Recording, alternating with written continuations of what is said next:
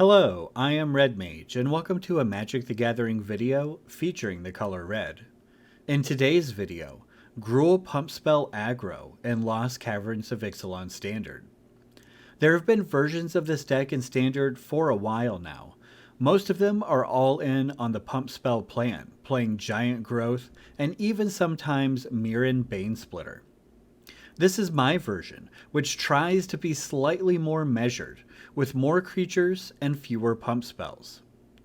This deck is incredibly powerful, capable of getting wins out of nowhere in seemingly impossible circumstances. And, thanks to the increased creature count, as well as the value generated by Questing Druid, can win long games against control and ramp as well. The key card of the deck is Picnic Ruiner. It's a 2-mana 2/2 that gets double strike at the beginning of combat on your turn if you control a creature with power 4 or greater. The adventure side definitely comes up, but the primary game plan is to play a Picnic Ruiner on turn 2 and win with pump spells on turn 3 or 4. Cacophony Scamp is another creature that loves pump spells. It deals damage equal to its power to any target when it dies, and you can sacrifice it when it deals combat damage to an opponent, giving it a sort of pseudo double strike. Kumano faces Kakkazan and Monastery Swiftspear are the best aggro 1-drops in Standard. I'm also playing Phoenix Chick, which is not a card you will usually see in this deck. I'm playing it for 2 reasons. One, it streamlines the aggro game plan of the deck, as opposed to more powerful, higher mana value creatures like Khenra Spellspear or Phyrexian Dragon Engine. And 2, because it has flying and haste, it is the perfect top deck in situations where you've built up a couple of pump spells in your hand and your opponent is at a relatively low life total, a situation that comes up quite frequently. For the pump spells, Monstrous Rage is possibly the best pump spell of all time. Ancestral Anger replaces itself right away. And Audacity is an aura, so it continues to provide a power boost in subsequent turns. It also replaces itself when it goes to the graveyard. What all 3 have in common is Trample. There are so many random tokens floating around Standard. It doesn't do any good to build a giant double striker that just gets chump blocked by a Resolute Reinforcements or Wedding Announcement token. We're also playing Tyvar's Stand, which is mostly here for the hexproof and indestructible, but in the late game it can function as a fireball as well. There's also one Play with Fire, primarily to clear away Athalia so we can unload our pump spells. And finally, the card that really puts this deck over the top, in my opinion, Callous Sell-Sword. Sometimes you're close to winning after combat, and you need a little help to get over the line. But also, sometimes you're way off from killing your opponent, either because their life total is obnoxiously high, or because they have a lifelink or first strike blocker you can't attack into. And Callous Sell-Sword ends up being 1 mana for 6, 8, even 10 damage. In the mana base, there are 2 Blackcleave Cliffs to give us a shot at casting the creature side of Callous Sell-Sword. I'm also playing Rockfall Vale instead of Thran Portal. Thran Portal is just such a horrendously awful card, I can't bring myself to play it. But specifically, it costs life, which is pretty bad in a mono-red filled best of 1 metagame, and coming into play tapped later in the game can prevent us from having the mana we need to cast the last pump spell to win the game. You definitely will have awkward tap lands in early turns sometimes, but I think Rockfall Vale is a better choice on balance. I have played this deck a lot, going back to before the release of Lost Caverns of Ixalan. If you notice, there are no new cards in the deck, and few rares, which makes it a pretty good budget deck. I haven't tracked all my games, but I did track my first 100 games, of which I won 67, for a great win rate over an impressive sample size. In preparing for and recording this video, I ranked up from Mythic 96% into Mythic Top 1200. So I absolutely recommend this deck from a win rate perspective.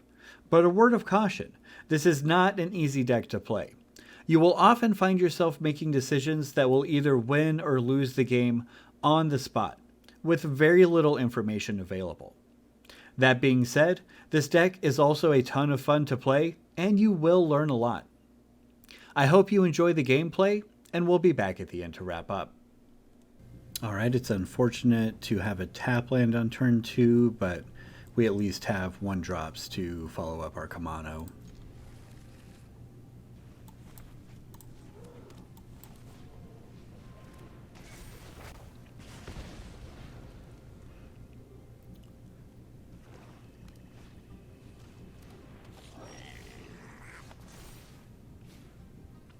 So, Phoenix Chick or Swiftspear?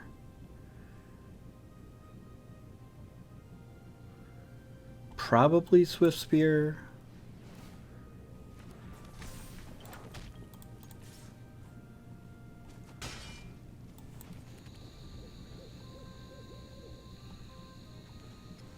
Island, okay. And this is the cost of playing the Swiftspear instead of the Phoenix Chick. We're going to be getting in less damage. But I think we just set up here, play the Phoenix Chick. Unfortunately, we'll attack with only the Phoenix Chick.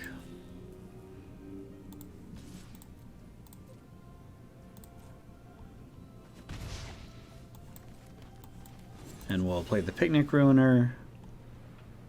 And this sets us up to play Swiftspear and a pump spell if we draw one. And we can kind of overwhelm our opponent, hopefully. So I think we go ahead and play the Swiftspear. We play the Ancestral Anger on the Swiftspear with the counter. That'll get it to 4 power.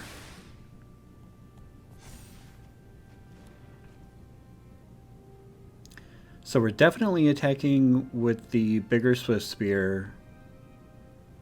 Yeah, I think we'll leave open Tyvar stand, attack with Picnic Ruiner, Phoenix Chick, and Swiftspear, and then we have the option to save one of them, depending on how they block.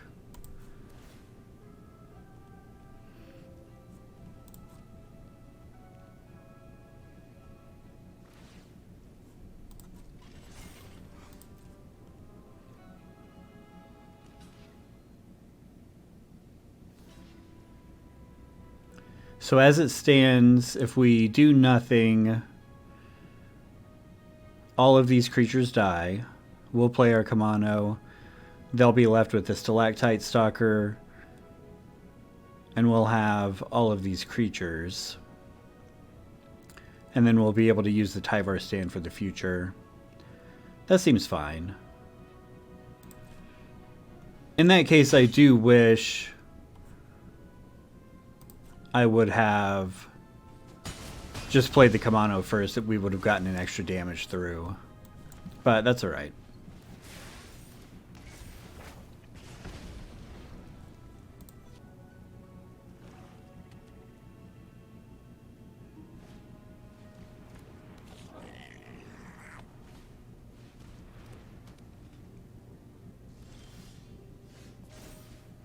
Okay, well that's pretty good. This allows us to have a legitimate clock in the air and not worry as much about the ground.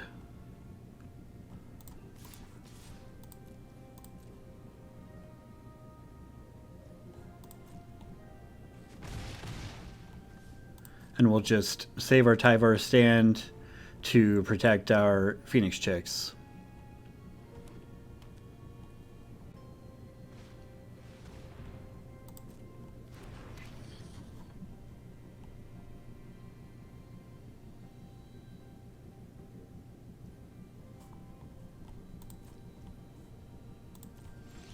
Well, that thing is annoying.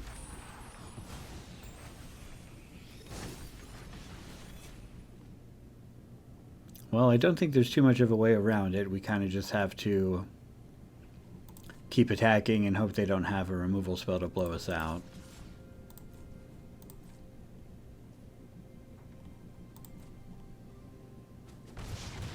Okay. So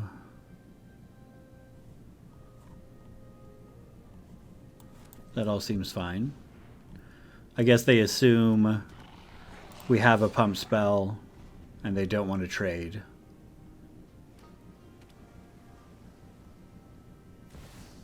Oh. Okay.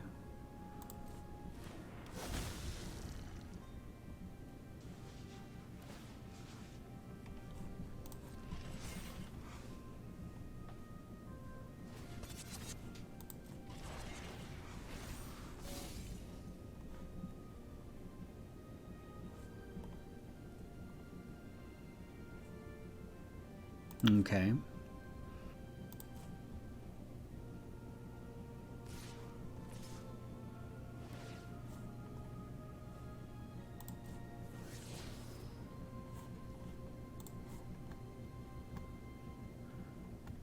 That's not infinite, is it? Having two of those isn't just infinite. Twice that much instead. So, okay. I guess that means we have to chump, right? Well, I guess we can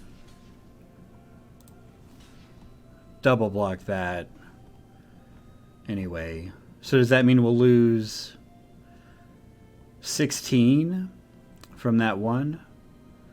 I'm not sure how this works.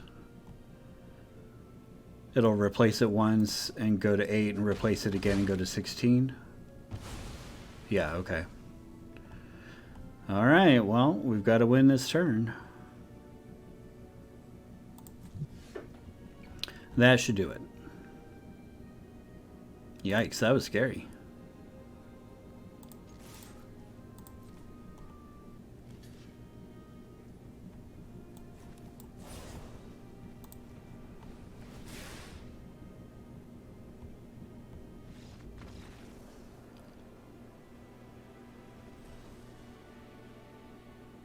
This is a little sketchy. I'm going to go ahead and keep it, though, just because we have so much value here. That is a perfect draw.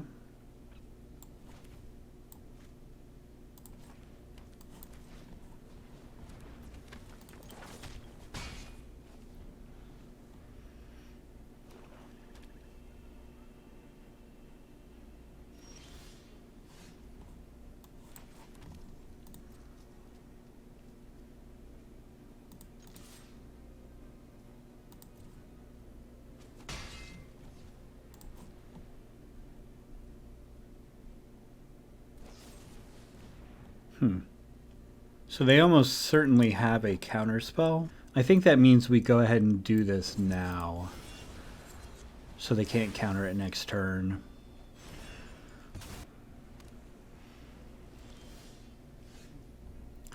They will be able to counter the Questing Druid, of course. That's okay.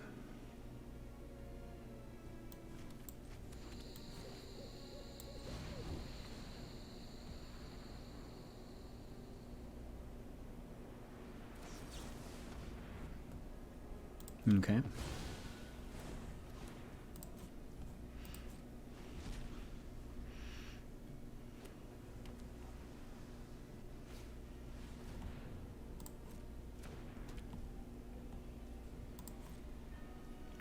Do we want to play with fire for the Scry? It looks like they're pretty much a straight control deck, so I'd say yes to that.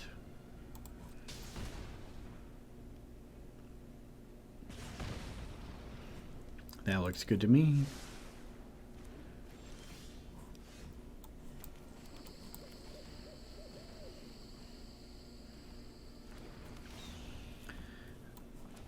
I'm going to go ahead and do this since we have Tyvar stand.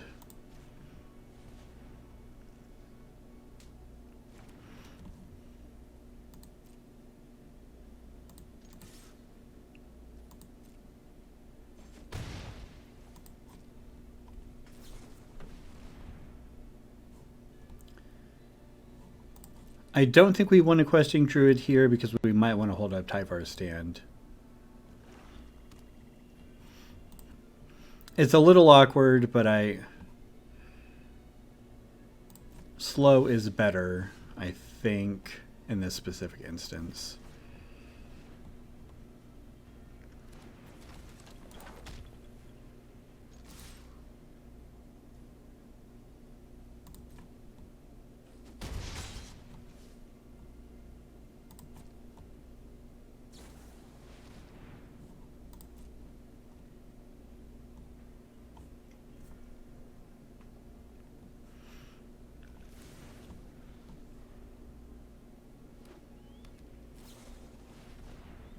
Okay, they must be kind of desperate.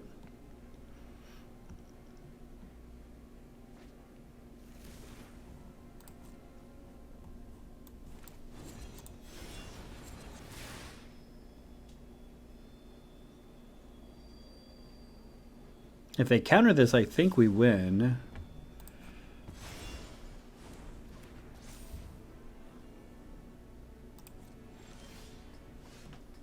Let's see. I guess not quite.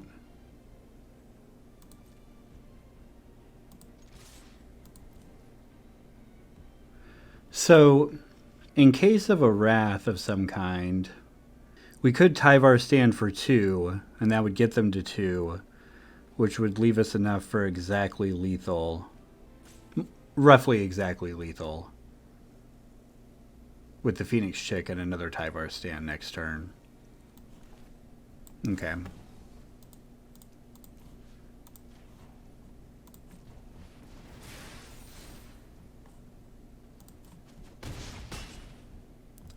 And we still hold the other Tyvar stand up, just in case there's some targeted something.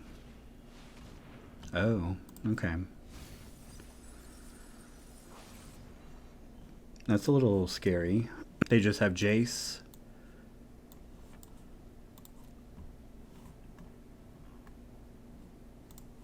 And they can get, I mean, I assume Picnic Ruiner, just because it's the biggest thing. I'll take note of all your failures. But this should not matter.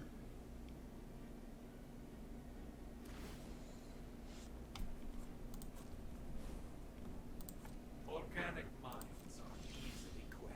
Oh, I guess I could have Tyvar standed that. Oh well. It does not matter. I guess we can just Callous Sell-Sword.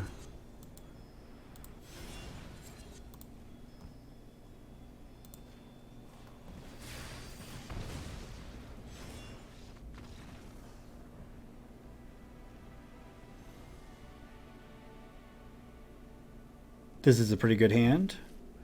And certainly something I'm never going to mulligan.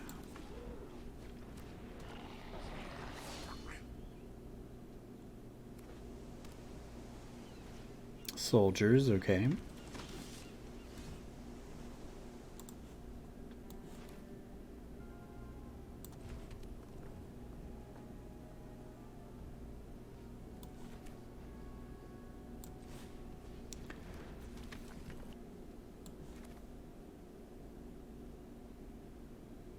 I think we just let them block if that's what they're going to do.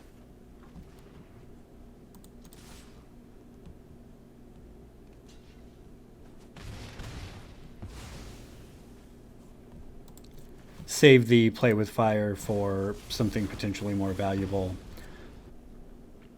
Since we don't have any kind of super combo with the Scamp going right now. Obviously Monstrous Rage is great. Okay, well that's fine. That's actually great for us. Presumably they won't block, but we'll let them make that decision if they want to, so that we can get the scry from play with firing them.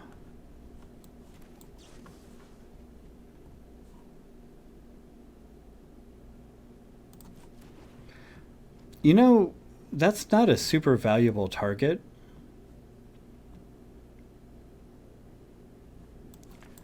So I think we're just going to Monstrous Rage one of the Swiftspears.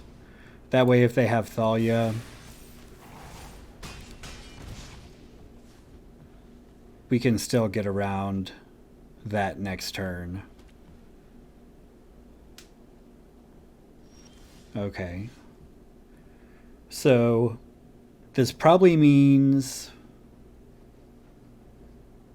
either Iganjo or Resolute Reinforcements. Either way, doesn't really matter. We're fine with that.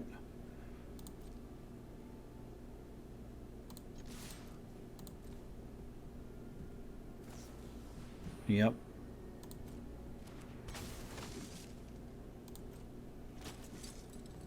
We'll let them go to blocks. And then we can kill the Vanguard if they do something that makes that more profitable. Okay. So do we need to kill the... We don't need to kill the Vanguard. We can just play with fire them. All our creatures will survive. Seems good.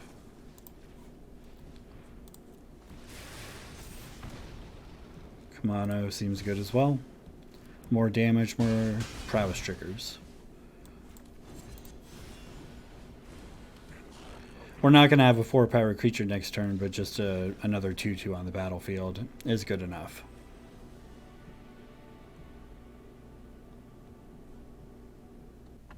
Alright, this is a great hand.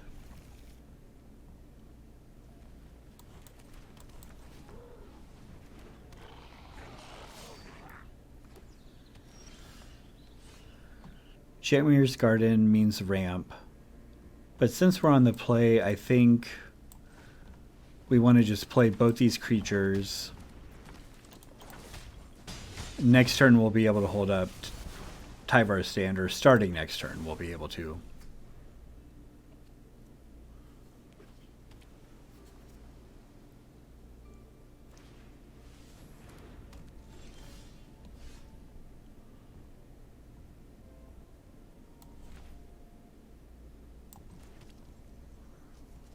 We're actually very close to lethal here.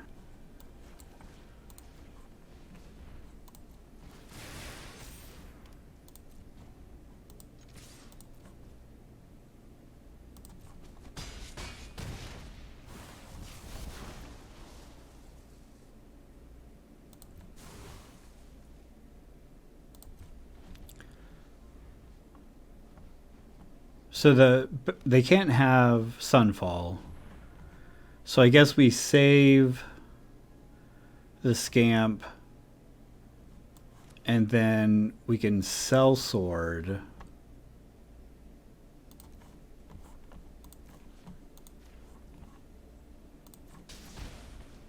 That does only get them to 1. Yikes.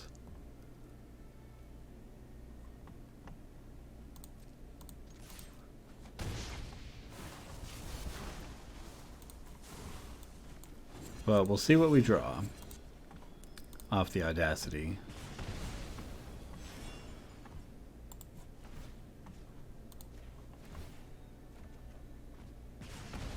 Yikes. I mean, at this point, you know, a Kumano does it. A Phoenix Chick likely does it.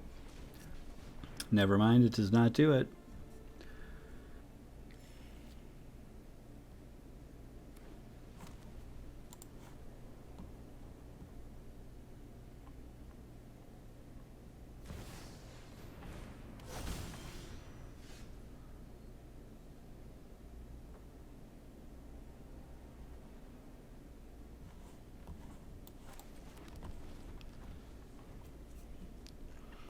Well, if we get a haste creature, we have a Monstrous Rage. That's good.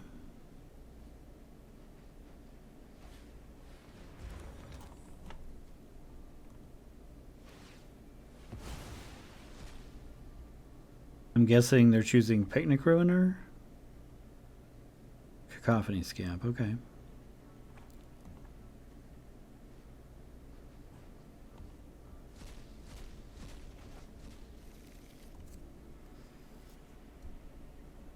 Fair enough. I mean...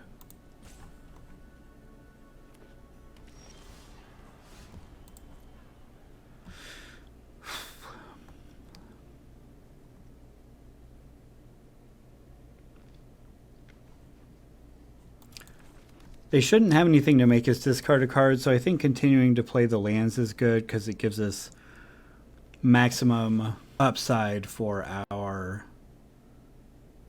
questing beast or questing druids.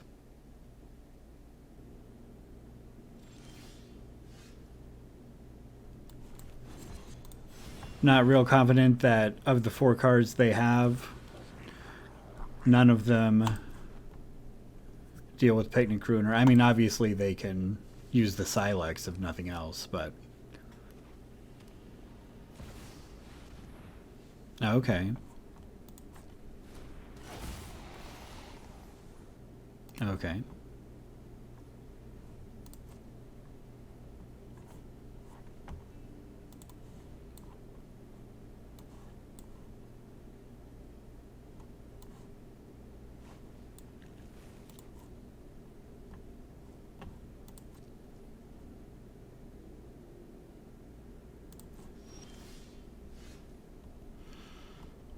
Well, that's pretty good. I believe that means we've got it.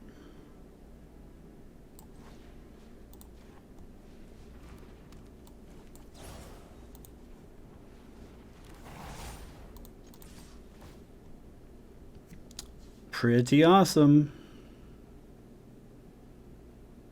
Take that, Atraxa.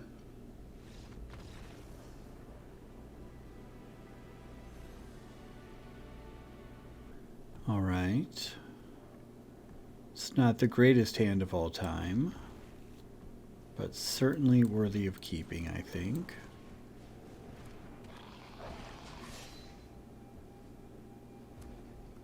Unless we draw something else to do, we'll probably just seek the beast.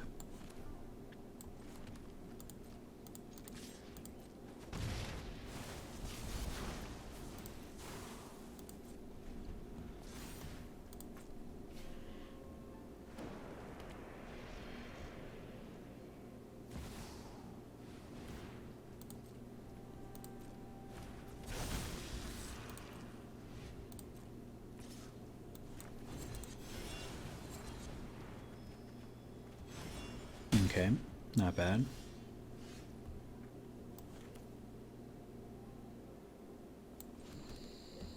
We can certainly consider playing the Audacity, then sacrificing the Scamp and killing the adversary.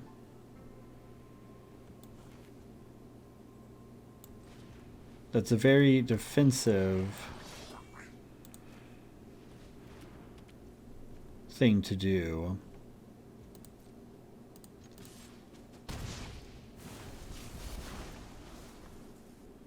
But since we have more going on, I think I'm okay with it. I am going to proliferate that to prevent them from getting Celebration if they have a Godric.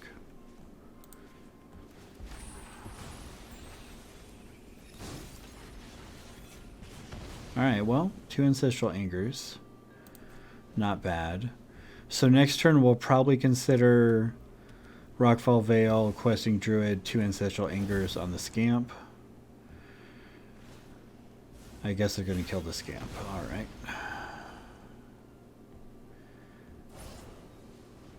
Okay. And then they... Yep. Okay, well... That probably does it, unfortunately.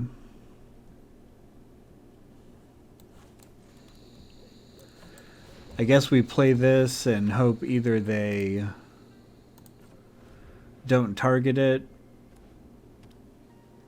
I mean, I guess we can save it with the Monstrous Rage.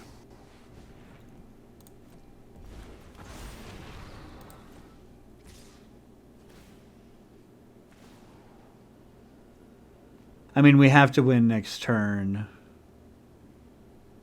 So that's just what we've got to do.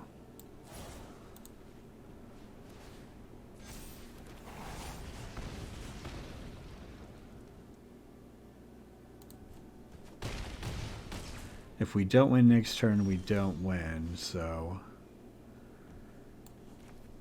we'll do this. We need the Callous Sell-Sword. Well, there it is. Okay. I believe that does it. Wow. That's awesome.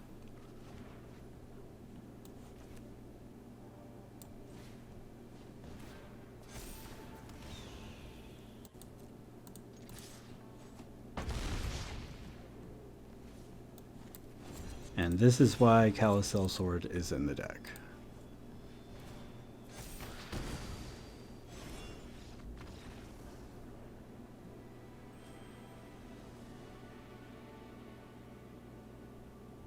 This hand is slow, but I think it's keepable.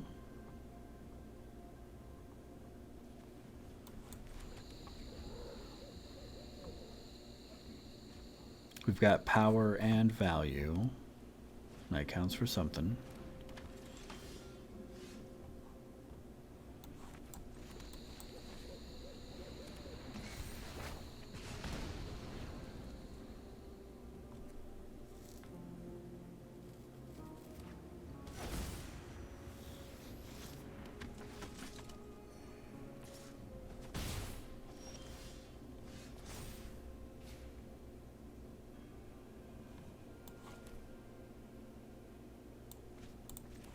So here we'll play the Swiftspear.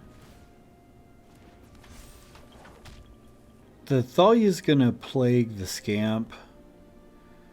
So I think I'm going to go ahead and Ancestral Anger here to be mana efficient.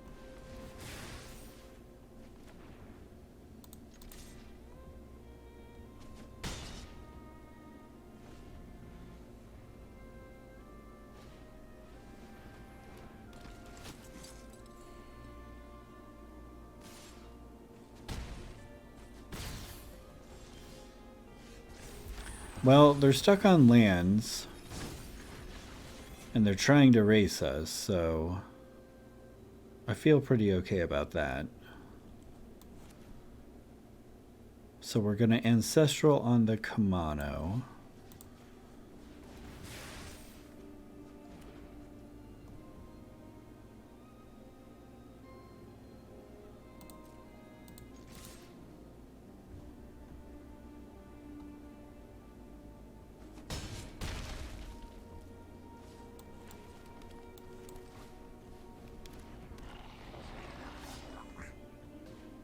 There are a lot of sequences here that can allow us to win the game next turn.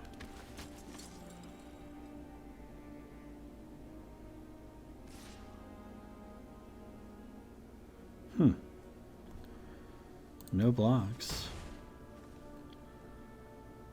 That's the one creature I'm most afraid of that they could leave back. Alright. So if they don't block at all, they lose, obviously.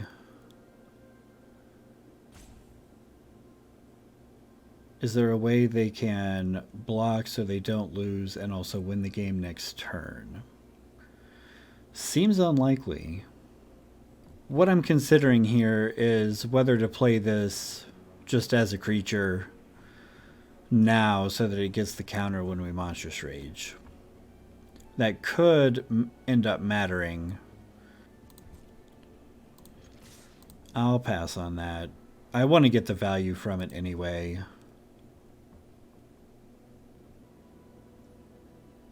Okay.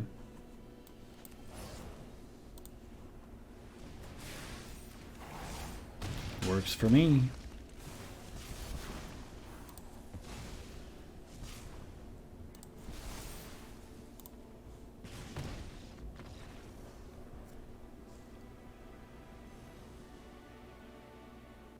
And we're back to wrap up.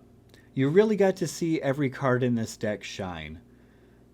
I often try to make changes to this deck, thinking maybe I do want to add a couple giant growth.